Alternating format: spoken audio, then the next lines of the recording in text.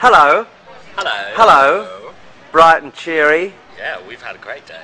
So, we had lunch today with Thelma Holt and lunch yesterday with Kenneth Cranham, who were close friends of Kenneth Halliwell and Joe Orton. Yeah. We both knew them at different times of their lives. So Thelma was at RADA with Ken and Joe, John, as he was then, and Ken was in the London production of Loot, so Ken knew them towards the end.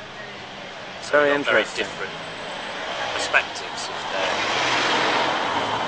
their characters and their lives at those times. And what did you learn, Dan, from meeting them? How did you find the experience? Well, as suspected, I think the film demonized Ken in a simplistic manner, and that Ken was a really sweet, joyful, ambitious, optimistic guy to begin with. You might have to talk louder because there's some foreignness going on over there. Yeah. Very animated.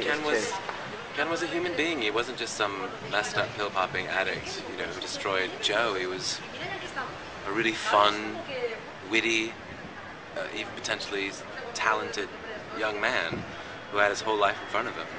And I think what everyone said is their symbiotic relationship that Joe couldn't have written without Ken at all.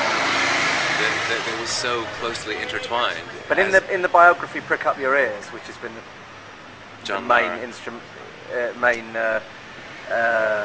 What's the word? I'm tired. Inspiration For this play, the main source. Yeah. That's his biography is quite critical of Kenneth Halliwell. Yeah, I mean, I don't know John Lahr personally. I hope that I'll get to meet him, on press night. But evidently, he's got a real grudge. I mean, I can understand being angry with Kenneth for murdering, angry with any murderer, but I think that you have to look at both. You have to look at everyone from every point of view. What was amazing about that film, Der Untergang, or the one about Hitler recently, was that it looked at him, showed that he was a human being. Isn't that what's scary? Is that he was a human being and he committed those crimes? And isn't that what's scary about Ken? Is that he was a real vulnerable, three-dimensional, complex. Well, I think if you demonize criminals, you don't get any nearer to understanding them.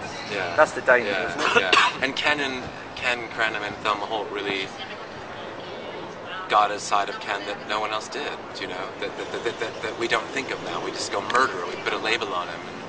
And that's what we're trying to do with this play, is to explore what complexities was he facing as well. What did you learn about Joe? Thelma said he was a very naughty boy, and that kind of reminds. Well, when he was at RADA, she said that he was in a lot of trouble, and it didn't seem like he was going to go anywhere. And I was a bit like that at RADA, so I can kind of understand that. And everybody said that Thelma said that everybody thought Ken would be the one who'd have a career. Yeah, I liked hearing that Ken was popular. Yeah. And witty and fun and. Yeah, and I asked if she thought he was intelligent. She said he definitely was. It wasn't a facade. He was very well read and very ahead of everyone else.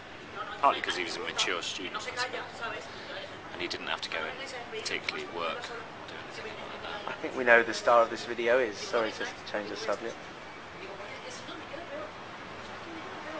What's going on there? Very animated. Yeah, I think we should rehearse. Really? Not again. Yeah. We've already done it once. Let's do the new scene. Come on. What, you mean we're going to have to do the play every night when we're doing the run? For a while. Ugh.